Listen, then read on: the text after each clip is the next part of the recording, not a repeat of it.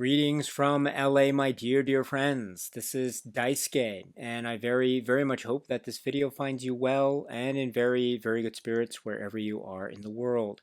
And today, if you don't mind, I would very much like to continue on with our journeys, our discussions, our discoveries, and our explorations with respect to the recent releases made by the Criterion Collection during this year of 2024.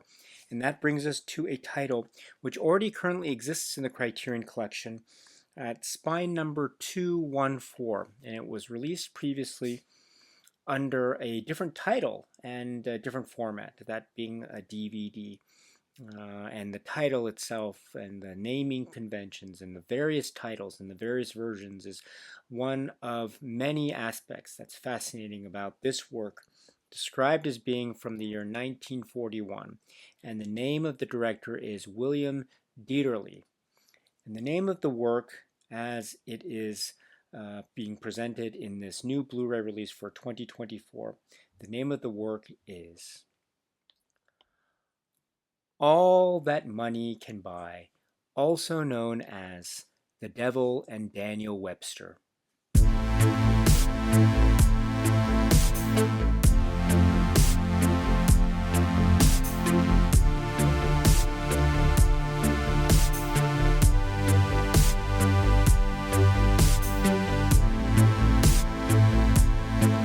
Work the fun and entertaining and creepy and just amazing work from the year 1941, and it is from the director William Dieterle, and it is based upon the short story by Stephen Vincent Benet, and the screenplay is credited to Dan Totaro and Stephen Vincent Benet, with music by Bernard Herrmann, and director of photography Joseph August, editor Robert Wise, and we have among its wonderful cast. It's a really great cast. People like Edward Arnold and Simone and oh gosh, Walter Houston, yes, of course, as Mr. Scratch, and Anne Shirley and James Craig and others in this really. This is a very entertaining film indeed. Really fun, scary in some parts, inventive in terms of its historical setting in others, and all in all, a wonderful film. This is the work which is All That Money Can Buy. Under the title All That Money Can Buy, this film is being re-released into the Criterion Collection physical media catalog upon this occasion, 2024. And I say this because, as some of you already know with regard to the background of this film, one of the fascinating things is the title. We understand that there were a number of titles considered for this film. The short story, Stephen Vincent Benet short story, The Devil and Daniel Webster being that, but there was some consideration as to other titles even up to the release of the film in 41. At the time of the release, our understanding is based upon the Criterion materials and elsewhere that the title given to the film upon its initial release was All That Money Can Buy, hence the release of this Criterion Blu-ray with the title All That Money Can Buy. But it also is indicating here also known as The Devil and Daniel Webster, because according again to the Criterion materials, it is stated that around 1943, I believe, the release of this film went under the title The Devil and Daniel Webster. And so that's how it's been known, I think, for a number of years, including subsequent releases of physical media, including the Criterion Collection, all the way back to the early days of the Criterion Collection and the Laserdisc era, and then into the DVD era. Thus, we have, for instance, here the earlier great DVD release, by the way, spine number 214, under the title The Devil and Daniel Webster, although I point your attention to the back where it says William Dieterle's The Devil and Daniel Webster, aka All That Money Can Buy. And thus look what we have here on the occasion of 2024. We have All That Money Can Buy, also known as, AKA, also known as The Devil and Daniel Webster. It's a very interesting set of circumstances of this film, which in this earlier DVD release under the title The Devil and Daniel Webster, it had a running time as cited of 106 minutes, and also here for All That Money Can Buy, this version of the film is also cited with a running time of 106 minutes. So a lot of interesting things already off the bat before we even touch upon the plot or story structure. Let me point out one other thing too, which is, we'll talk a little bit more about this later, but one of the other things that's really exciting is there are some differences. Between the version that we had seen in the previous Criterion DVD release, which is great, by the way, and this new Blu-ray release. Not just in terms of presentation and restoration qualities and materials. This happens to be purported to be based on what's cited as a new 4K digital restoration, which is differing from the high-def digital transfer from before, which is great, by the way. But not just in terms of the materials of the presentation, but also in terms of the actual film itself. There are some visual cue differences which are utterly amazing. And so we'll talk a little bit about that later. But in any event, All That Money Can Buy is, in a sense, returning in this different iteration, or this new version, completely different cover art, etc., for this Blu-ray on the occasion of 2024. And my goodness, where to begin in terms of the plot and story structure of this work? All That Money Can Buy. I think we would focus in on a number of characters. For instance, our main characters, or among our main characters, we have a farmer, a very humble farmer, Jabez Stone, and Ma Stone, and also Mary Stone. And so we have the farm life, the family life in this rural, serene, and very peaceful New England setting, and also the efforts and the aspects of farming life, but also finances, and in terms of the hardships that are associated with financing and loans and loan sharks and usury, which is brought up quite immediately. And so there is already the sense of Jabez Stone being very hard up financially, in his position where he's finding himself very difficult to make ends meet. It's not easy to make money or to preserve or save money. And it's not getting easier. It's getting nowhere easier, especially when you have high interest rated usury or loans that are occurring, which seem to make social mobility all the more of a dream rather than a possible reality. And so these are pretty much issues that are introduced to us almost immediately, and you accompany that with the idea not just of the farmer level as represented by Jabez Stone and a number of his friends and colleagues that we also meet rather early in the film, but also how this may or may not be linked to a kind of higher, broader government level. And that's where we have the figure of Daniel Webster. This is the Edward Arnold character, and how he seems to be figuring in terms of the hierarchy of power, but also the hierarchy of influence, and the possibility that a figure of such high standing influence and public figure such as Daniel Webster may or may not be able to assert his influence in a positive way to help so his sort of common fellow human beings who are very obviously and very definitely being subjected to these very heavy and seemingly punitive rules about loans and usury. So this becomes, I think, an interesting social commentary point that's introduced early on, which is establishing the driving force mechanism of the motivations of our main character, one of our main characters, Jabez Stone, because he also has a family life, Ma Stone, and also Mary, and also trying to essentially make ends meet. But what is he going to do if he's bereft of any type of funds? Well, aha! Herein lies the introduction, the creepy, memorable iconic introduction of one of the great characters of 1940s cinema. This is Mr. Scratch. This is portrayed by the great Walter Huston, one of the great performances. There is a sly, witty, very appealing, attracting, alluring aspect to his character that seems to be offering a kind of miracle of the moment, a goal that seems to emerge out of the ground, out of nowhere, which is a really quite enticing offer from the part of Mr. Scratch. However, this is indeed setting up what will end up being a bargain with none other than the devil. And so the setup is that in exchange for making a bargain with the devil in exchange for a number of years of riches and fortune. And so will Jabez Stone take the deal or not?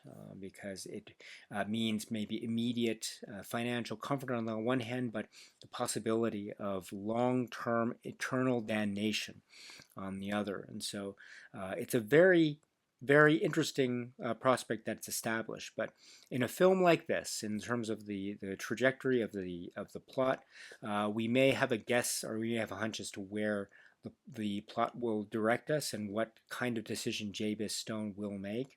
And as we get into those proceedings, as we get into the heart of the matter or the hearts of the matter, we see how the community around him seems to be affected, how it also affects Jabez Stone's personality and positioning, almost in a corrupting way, in a way that is maybe decaying his soul before our very eyes, but all to the great benefit and delight and wicked, creepy glee of the brilliantly performed Walter Huston, brilliant performance of the character Mr. Scratch. And he seems to be there in the background, in the periphery in one moment, but then he's directly front and center at the other, making yet another gesture of temptation towards one of our heroes, which is Jabez Stone. What will he do, especially when the ante is upped, when his family is growing, but also other people enter the picture.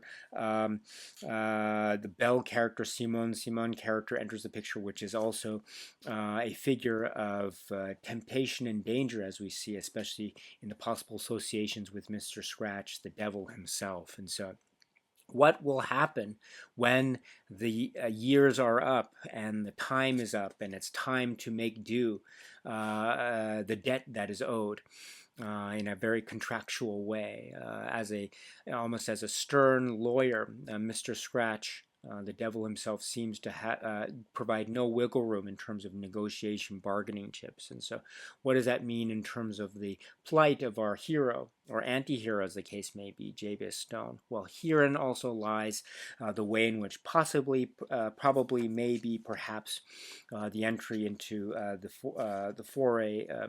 entry into this realm of another main character, that being the Edward Arnold character, the public speaker, the politician, the man of ambitions and aspirations himself, Daniel Webster, but also a man of principle, and also a man who is himself deeply intertwined with the threat of menace, of temptation of the devil, and how he may or may not be able to withstand his own personal struggle, but also how he may or may not be able to help and assist those others in need, including perhaps Jabez Stone himself. And so what that leads to is a great standoff between two titans, if you will, and it's an incredible battle of wits, and it's also a really interesting legal, almost courtroom drama that unfolds in this incredibly inventive and sterling way, in terms of Daniel Webster versus the devil, and who will come out on top, and how will one adversary better the other, and what will be the stakes, and what will be happening in terms of Jabez Stone and Marion Mossstone and others, and any other young family members that may or may not be affected. It is a great film. This is such a great film. All that money can buy is a wonderful feat of the senses, and it is very clever. It's so strange and bizarre in places, which I absolutely love. The sort of the turns of, say, a kind of human social commentary drama, which it's remarked upon elsewhere, and also I think urged on. There is a way in which there is a kind of a sense of, say, the Grapes of Wrath or John Steinbeck sensibility about him, and indeed too, I think that's also ingrained in the farmer setting, the New England setting, the rural aspect, the importance of labor and work in terms of longevity and prosperity as kind of guiding principles that set forth against the backdrop of what one might call the portrayal of Americana in cinema, such as All That Money Can Buy, in very positive, glowing terms, in a very romantic way that cinema, I think, can really afford, right? On the one hand, but then there's a sense of kind of social commentary or human drama element that might suggest a sense of grounded realism, in a manner of speaking. And in certain, I think, tones, you do get that sensibility in the way that William Dieterle and company present a lot of the scenes most of the time, or much of the time.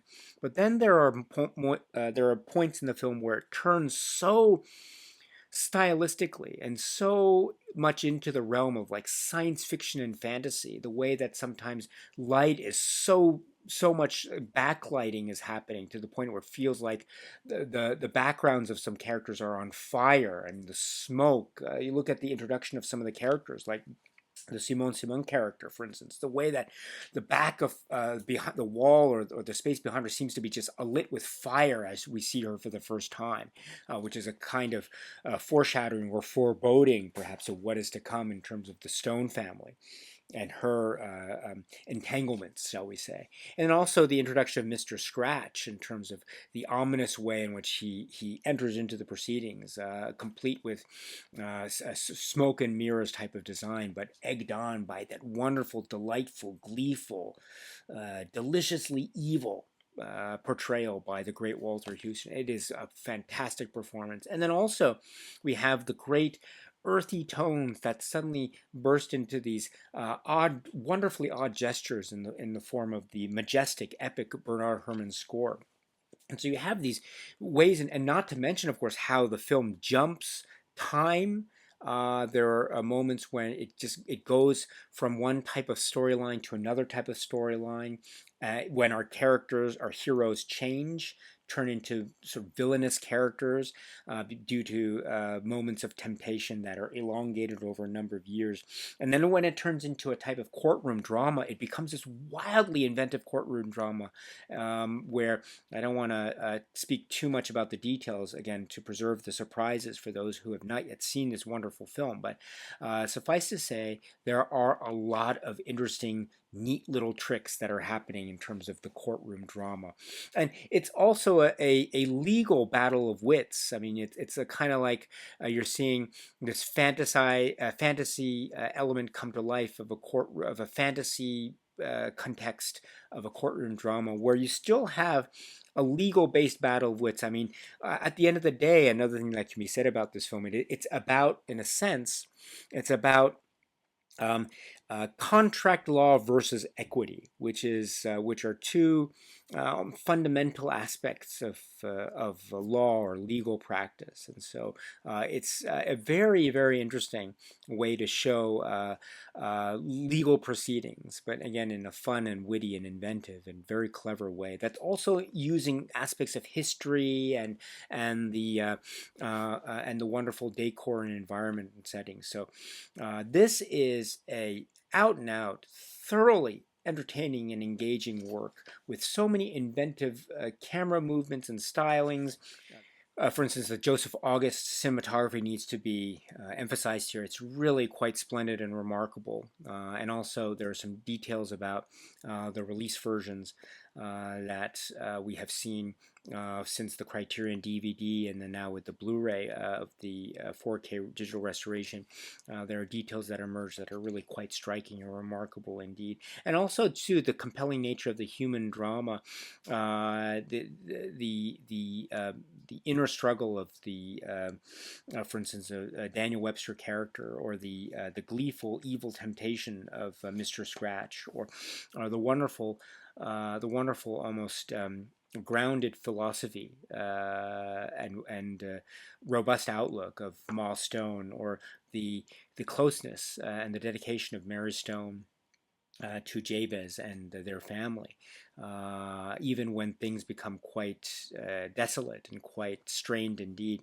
There's a type of bond between the two of them that is confronted with a lot of threat and danger, but potentially too, if things go well, might even stand the test of time or the devil, as the case may be. So, and all guided by these wonderful, wonderful performances that have an earnestness and a charming quality to them, but also have this great way of displaying bursts of energy and feeling that also make the stakes feel so high as they are. So kudos to the great performances, James Craig, Anne Shirley, who have this very, very deep bond of the Jabez and Mary, and then also the quote unquote villainous characters, the ones that portend a certain level of dangerous temptation. Simon's character as Belle, and of course Mr. Scratch, the Walter Houston character. These are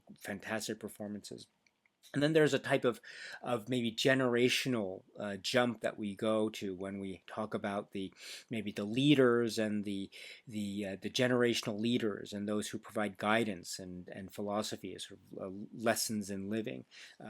Gotta give kudos to, for instance, Ma Stone, Jane Darwell. I have to mention Jane Darwell, who brings such a great sense of grace and a sense of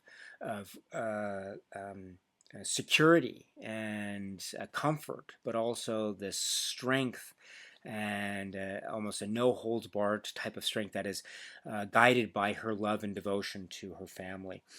So Jane Darwell here, what a fantastic presence.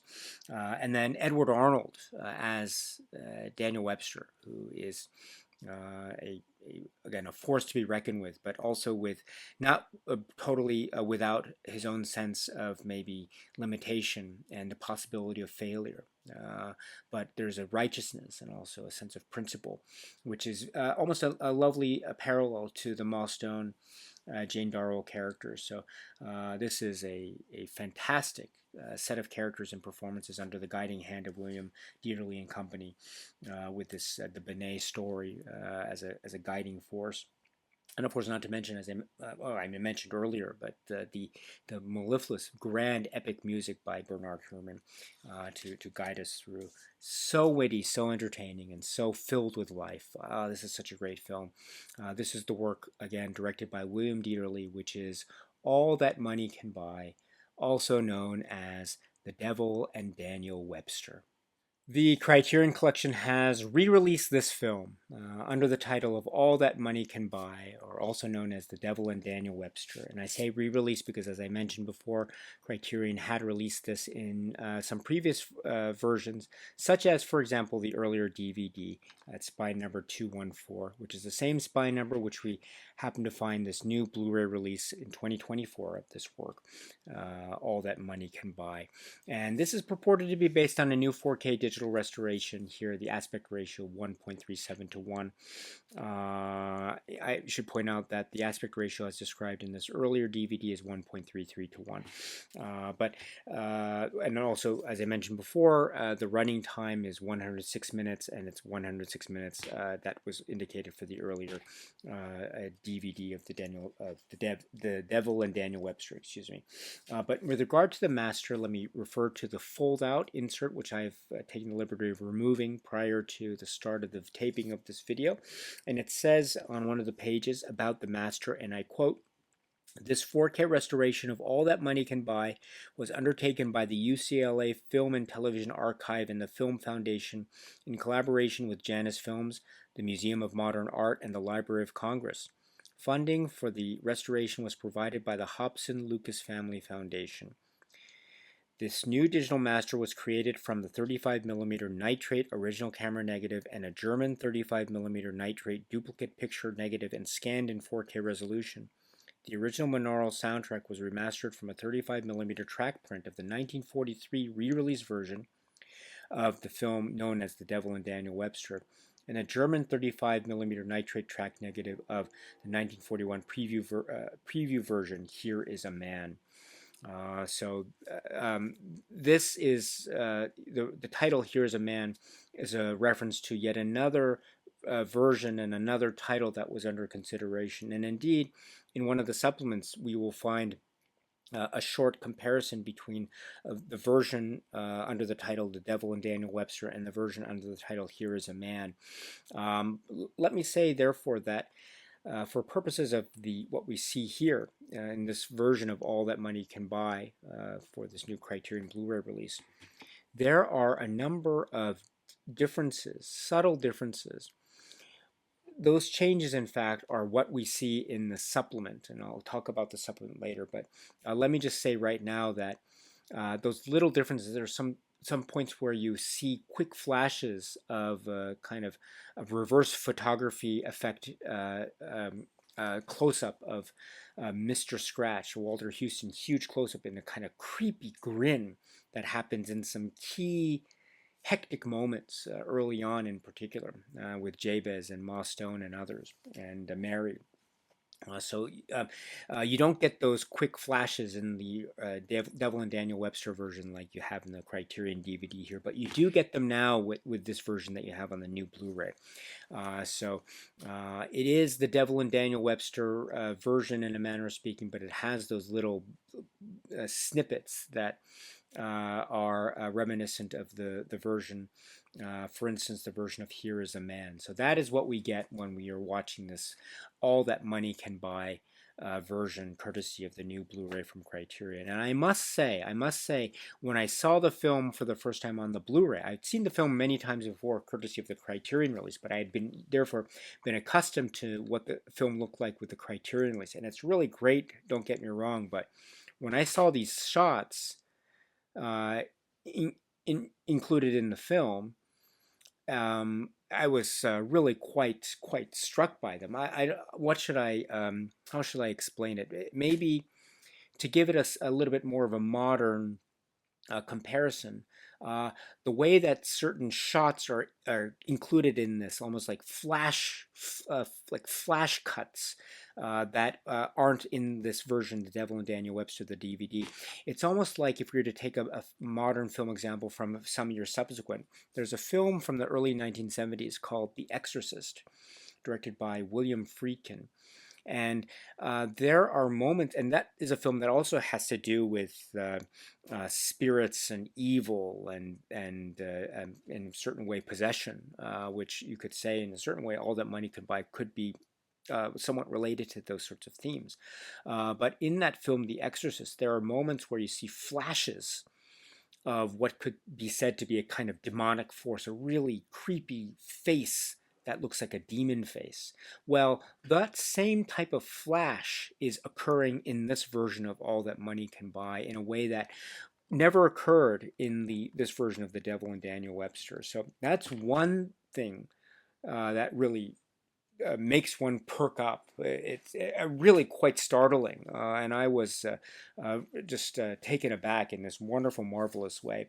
Not to mention, of course, the fact that it also looks pristine and sharp, and it's a black and white film, but the blacks and the whites and the grays, they all look so delineated and so well covered. The shadows seem like they have a certain degree of depth and substance to them, and when you have certain darkened scenes interior, you can still see the depth, and you can feel the depth, and a lot of the detail comes forth, which is fascinating, absolutely fascinating. So I'm a fan. I think this version is absolutely wonderful and splendid, and in many ways the restoration is quite appealing and wonderful indeed, but the version that we are talking about here, this is very exciting. exciting thing to consider, and it feels like a new film in many ways, even though there have been some great, robust releases prior to this. This is a wonderful, wonderful release, I think, of this work, All That Money Can Buy. So well done to the Criterion Collection for this. I am very, very pleased with this indeed. And so now let us turn our attention, if we may, to the supplements that can be found on this new Blu-ray release of this film, All That Money Can Buy. As you can see, I have the disc in the player right now, and it's a wonderful motif of this almost a wood carving-like artwork, which has that type of it has a almost New England horror feel, which is also reminiscent of the cover art, which we'll talk about a little bit later. I love it. I think it's so great, so apropos, the New England feel and setting, almost like Edgar Allan Poe-like quality. Stephen Vincent Benet and the story, I think, achieved that type of level of sort of the quaintness of the rural atmosphere and the principle, the guiding principle, but also the creepiness and eeriness, which I think is so great. It's so captured here in this in the film. It's really wonderful. So All That Money Can Buy with this motif that welcomes us when you put the Blu-ray in the player. But not just that, we have a number of supplements. First up, we have the commentary track. Now, the commentary track is essentially it is the commentary track which we had seen in the earlier releases. So it's great, but it is indicating recorded exclusively for the Criterion Collection in 1991 and updated in 2003. That's the timing of the DVD, by the way. Yes, that's right, the timing of the DVD. So recorded exclusively for the Criterion Collection in 1991 and updated in 2003, this commentary features film historian Bruce Eder and biographer Stephen C. Smith, a heart at fire center of the life and music of Bernard Herrmann. So that's the commentary track. So it's what we got in the earlier DVD that we have now. And it is primarily occupied by the comments of Bruce Eder. It's a really great commentary track, and he guides it along very nicely. There is a section in the middle of the commentary track, maybe approximately 10, 15 minutes or so, perhaps. I should have clocked it. I apologize I didn't, but it's around that period, I think. So there is a portion in around the middle where Bruce Eder hands it over to Stephen C. Smith, and so we get the commentary track of Stephen C. Smith, who is focusing in on the life and times and history of Bernard Herrmann. And how this score, All That Money Can Buy, is really key in terms of Bernard Herrmann's critical success and success in the Hollywood film and music industry, in terms of the critical acclaim and awards that it received, as well as the timing of this in terms of Bernard Herrmann's career and All That Money Can Buy, or Devil and Daniel Webster, and Citizen Kane, and of course all the great scores to come, and also the working relationship between Bernard Herrmann and William Dieterle is touched upon a little bit by Stephen C. Smith, as well as some of the great historical aspects of Bernard Herrmann's life and career. It's really quite wonderful. It reminds me that I have always been meaning to get around to reading Stephen C. Smith's work on Bernard Herrmann, which decided I haven't yet, but I really should do so. So this is a great reminder. A Heart at Fire Center, the life and music of Bernard Herrmann. So I'll try to get to that as soon as I can. But it's a wonderful section of the commentary. And then going back to the Bruce Eder commentary, it's a wonderful guiding commentary. It really is.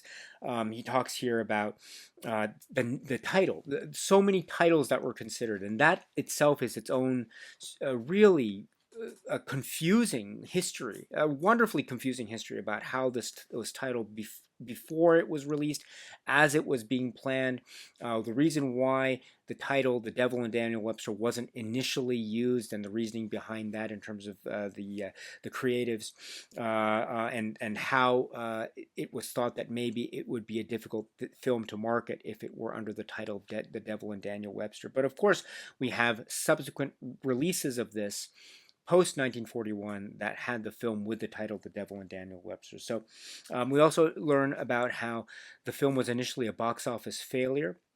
And that may have had something to do with some of the reshoots that were required, because, in fact, the character of, with respect to, for example, the character of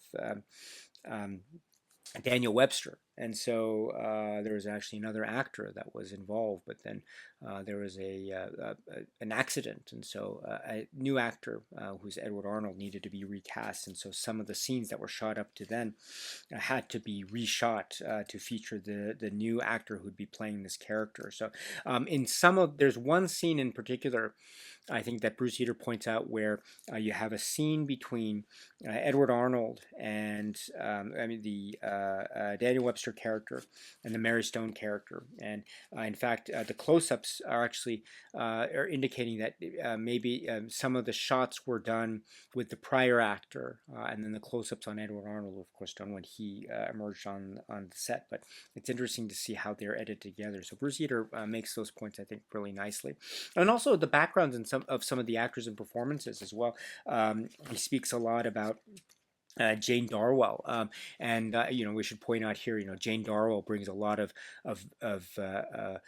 sort of legacy in terms of her iconic performances, The Grapes of Wrath, etc. And so there is that similar type of dynamic, especially when we consider the social commentary aspects that one can read or glean from some of the points about loan sharks and usury laws, etc. Especially early on in the film, sort of the inequity and injustice of it, which is seemingly touching upon certain aspects of a type of social commentary or social justice or injustice. And I think Jane Darrell, especially in the role of Ma Stone, has a kind of anchor and sensibility about her, which I think is very motherly, and also very very astute and very world weary, but also filled with a lot of wisdom and a lot of experience. So that kind of I think legacy, and I think it's really important. So it's her performance. I think it's really quite remarkable indeed. And then there's a background here about Simone Simon. There's an interesting anecdote about Simone Simon and Walter Houston that's touched upon briefly here by Bruce Eater, which is interesting. And speaking of Walter Houston, there's a great background here about Walter Houston and how the rise and fall essentially of Walter Houston's career as an actor. In vaudeville early days, etc., and then how he turned to theater, and it was almost luck and sheer will, and some circumstances that helped him along the way. But of course, then he found great success thanks to films like All That Money Can Buy, and then future successes along the way as well. But the career of Walter Houston is touched upon in this wonderful, easy to follow manner under Bruce Eater, as well as some other aspects of the other key actors. Edward Arnold is mentioned, the background and biographical details of him, Anne Shirley, James Craig, etc. And then also the William Dieterle and his career. Here we have, and also the film and Bernard Herrmann, Robert Wise, and RKO, and some connections with Orson Welles, and also different versions of the story, The Devil and Daniel Webster, and the radio versions, an opera version. And Stephen Vincent Benet and his sensibilities and his writings and his background and biographical details from Yale, and his success as a writer, etc., Saturday Evening Post, etc. So so many cool and interesting details that emerge in this great commentary track. So it's wonderful to take a listen to it as you watch the film. So if you haven't listened to the commentary track yet, you're in for a treat. So please listen to it if you have the opportunity. It's really quite wonderful. And now let us turn to the other supplements that can be found with this release. And so I'm now back at the main menu of the Blu-ray. And after the commentary, I'm going to press the down arrow, and then that'll take me to the supplements menu. And when I press that, we have different supplements that emerge. And so I should point out that most of these supplements, not all, but most of the supplements do appear in the earlier DVD release. There are some examples of some supplements in the DVD that actually aren't carried over into this DVD, and I'll talk about those momentarily. But first off, we have what is known as version comparison. This is a supplement that we actually found in the earlier DVD, so keep that in mind. It's described here as All That Money Can Buy, aka The Devil and Daniel Webster, was first previewed as Here Is a Man on July 12, 1941. Although the overall content is similar, some stylistic flourishes and edits differ between that of the earlier print and the final cut. Those variations are presented here. So we have the differences between Here Is a Man version and the Devil and Daniel Webster version. And a lot of them have to do with say flashes of Walter Houston's face in a kind of reverse photography effect.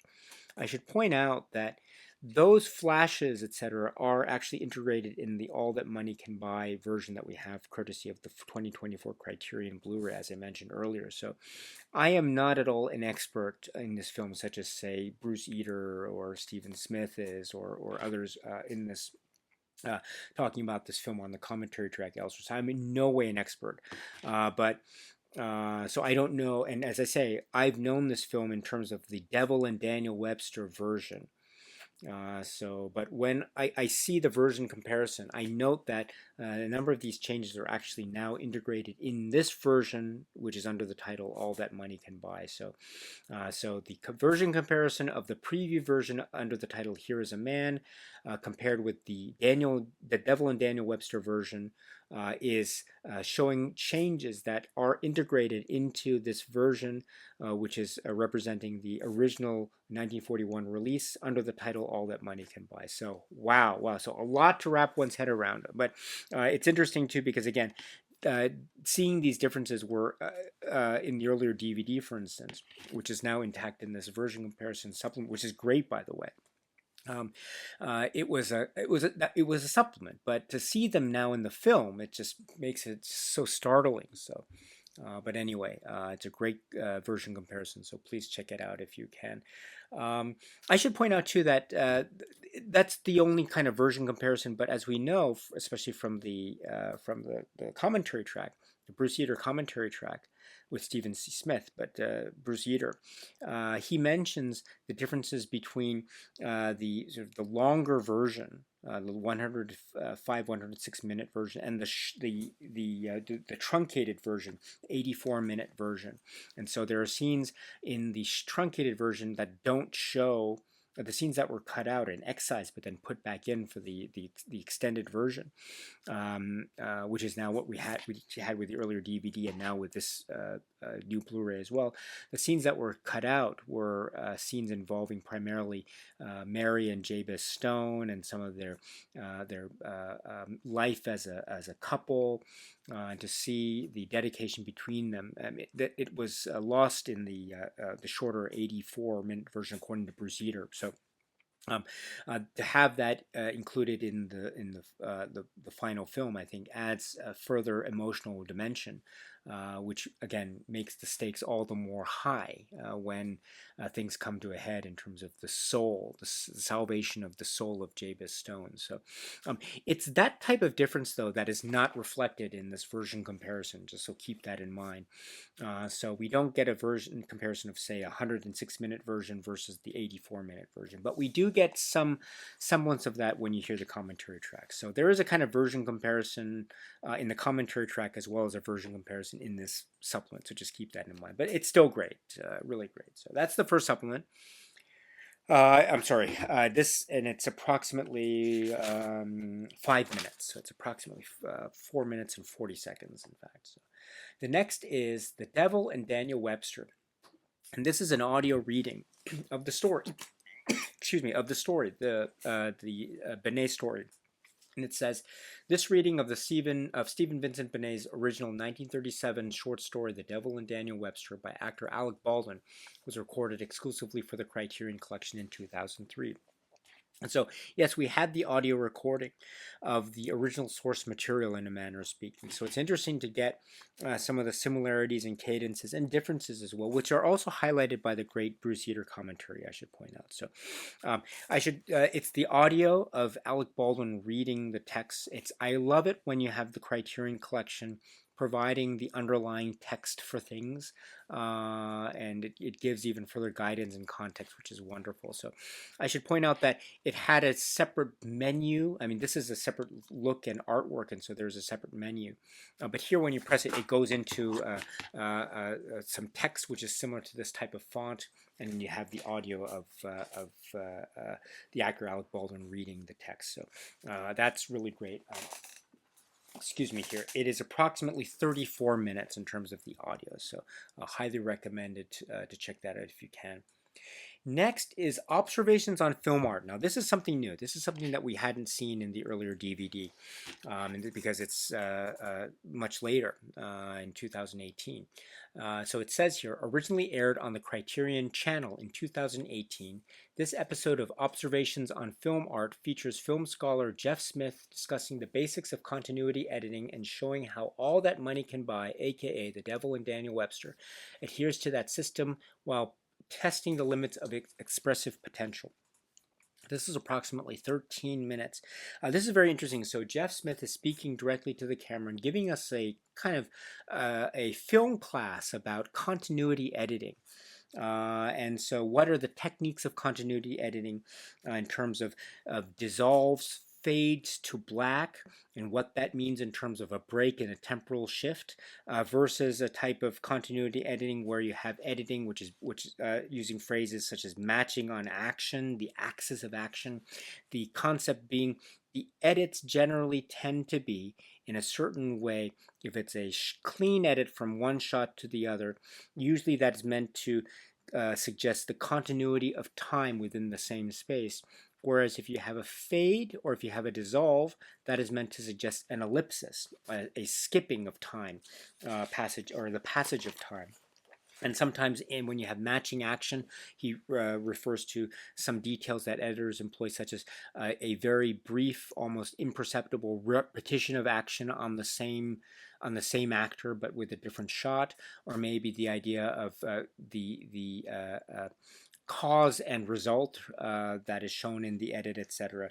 And also the eye line match is mentioned, the POV shot is mentioned, reverse shot is mentioned, and the like. And so and the notion of creating beats and pulses here. So these are set forth against the using examples from the film All That Money Can Buy, which is a fascinating exercise, and seeing just how I think faithfully All That Money Can Buy seems to be adhering to these rules of continuity editing, while also showing how there are some, I mean, it's very effective, incredibly effective, and these sorts of things would just go over my head, and I wouldn't notice them had it not been for a supplement like this. You know, I'm not a filmmaker, I'm not an editor, so watching something like this is really quite fascinating. And I understand too, it can be applied to not just All That Money Can Buy, but to other films.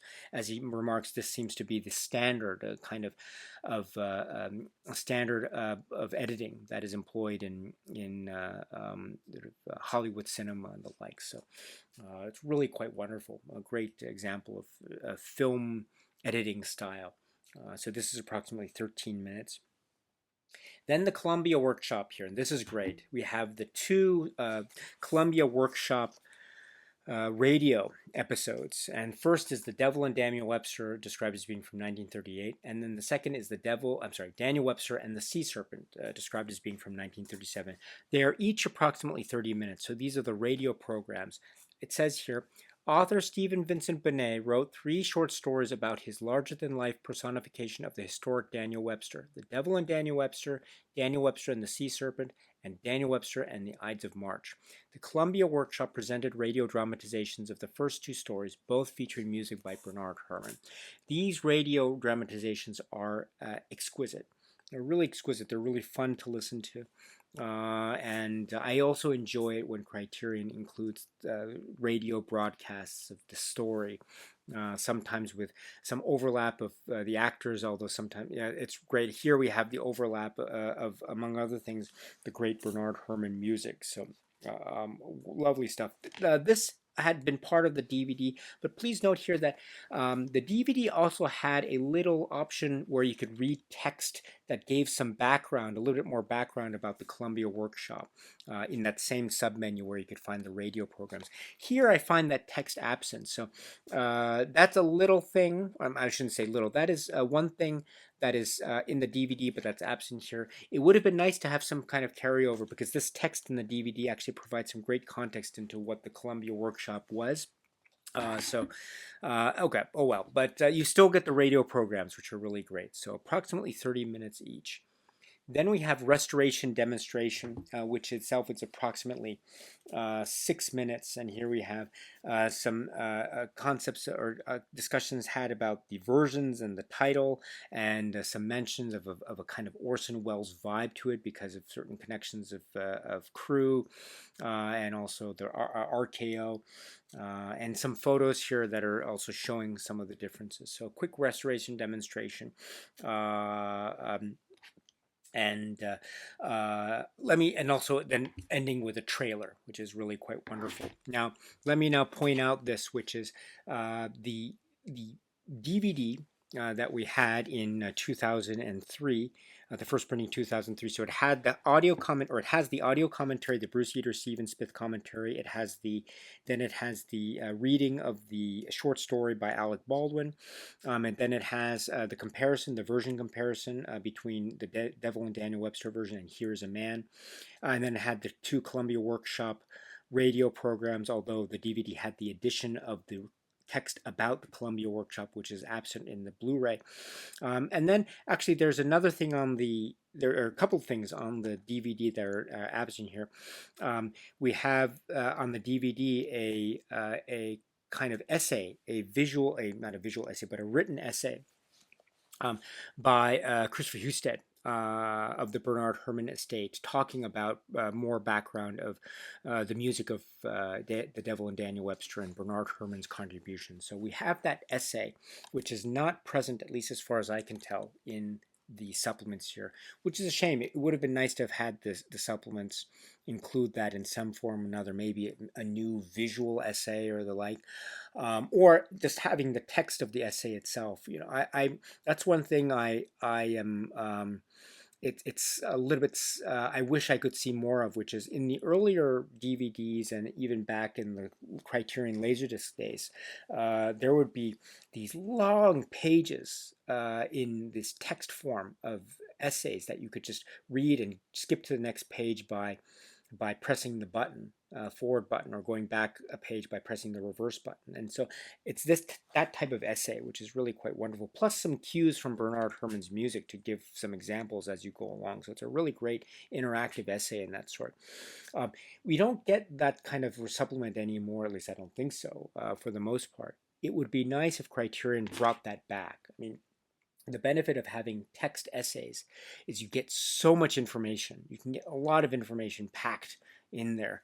And as much as visual essays, I think, are very great, there's only so much that can be covered in, say, the span of the 3-minute visual essay, but you can get so much with very little, relatively speaking, data space, data storage necessity, if you're talking about text and the slideshow presentation of actual written essays.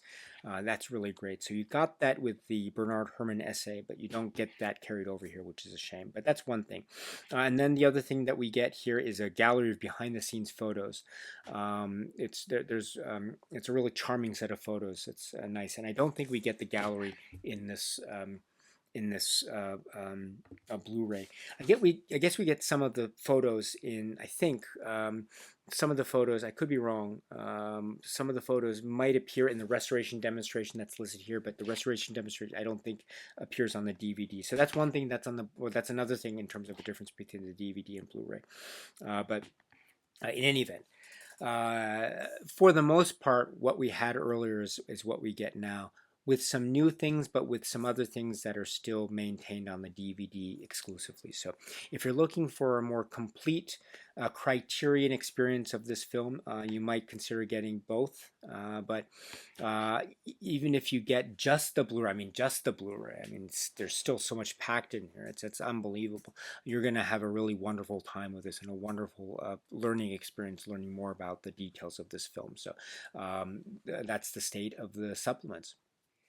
And now let me conclude with some further comments about the packaging and design. So we have, as I mentioned, this interesting almost inkwell wood carving-like quality, which I think is really, and it's really creepy, and I love the font as well.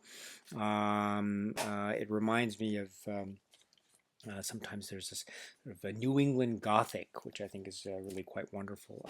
I should note here that it's an interesting departure from the earlier DVD artwork, which is right here, and the font that's adorning here. I think this artwork is really quite nice, because I like the way that, for instance, Walter Houston's Mr. Scratch looks here. There's the smile looks almost like a creepy mannequin clown smile, which I think is a great way to describe Walter Houston's performance. It's really wonderful. But here there's a gothic evil quality that's the menace and the shadow, which I think is another great aspect of it here.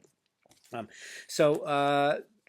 we have the font that's carried over, and the great artwork that is also part of the disc cover. It's the disc itself, at least the upside of the disc, and some simple artwork in terms of a kind of border that is surrounding the inner part of the sleeve, which is great. So all that money can buy artwork. Let me point out, according to the leaflet here, the fold out, art director Sarah Habibi, Eric Skillman, illustration Thomas Ott, and designer Eric Skillman, art production coordinator William Breeze. So very interesting indeed. I'm very impressed with this. And with respect to the essay, there is the essay which is called "The Devil Gets the Best Lines" by Tom Piazza, and it's a great essay, which is right here on one side, and so please read the essay. It's another fantastic essay. It actually appeared in the earlier DVD release, which is wonderful. And then there's also on the other side, which is great too. I'm glad this is here. "The Author is Pleased" by Stephen Vincent Benet, and this is the essay. It's described here. Reprinted here is an essay from the New York Times, published just before the film's 1941 premiere at Radio City Music Hall in New York City by Stephen Vincent Benet. That's right here as well. So that's on the other side. It's really cool because it's lovely, because this is actually the writings that we'd seen in the booklet as well. So we had "The Authors is Pleased" essay by Benet, and then "The Devil Gets the Best Lines" by Tom Piazza. So it's nice to get that continuity there in terms of the writing, because they are really quite wonderful. The earlier DVD, by the way, was this fold out. So, and just for the sake of artwork, just note the earlier artwork. It's noted here. Where was it here? Where is it? Yes. Illustrations are credited to Jennifer Louis and Christine Dieterle for the menu design, and Eric Skillman for the package design. In terms of the artwork, that's part of the earlier DVD release. So again, very interesting in terms of what the artwork was envisioned for the earlier DVD release versus what we have now with the new Blu-ray release. So I like both in their own ways. So, but I'm also impressed with how it looks now for the 2024 release. So, I should say too, my strong recommendation is for the Piazza essay. Please be sure, I strongly recommend that you watch the film first, and then you can enjoy the great writings by Piazza and Benet, both included here. I also point out too that I would have loved to have seen a staple booklet, don't get me wrong, but I do like I like the paper that's used. Again, it feels like a thick, almost postcard-like paper, which I think is really nice feel, a tactile feel to it, which I appreciate very much. So there you have it, my dear friends. All That Money Can Buy is now the version that is also made available in the Criterion Collection. So there, it's great. It's really great. This is a real surprise, a delightful surprise for me, of a film that I thought I knew and I was comfortable with in terms of my watches of the film many times over in the earlier DVD. And in many ways, I was reminded of just how fun it was. Because it's a fun film. But then there are some surprises along the way. Even for those who know The Devil and Daniel Webster, the earlier DVD, there are some surprises along the way. So I hope you enjoy it as much as I. It really was a lot of fun. It is a lot of fun. So this is the work, the William Dieterle directed film, All That Money Can Buy. All right, my dear friends, so that's it for now. And so until we meet again, please be happy and healthy and well. And please keep on watching a lot of great movies, including All That Money Can Buy, also known as The Devil and Daniel Webster, including other films directed by William Dieterle, including other films in the Criterion Collection and beyond. So until the next video, my dear friends, stay strong, stay safe, and cheers.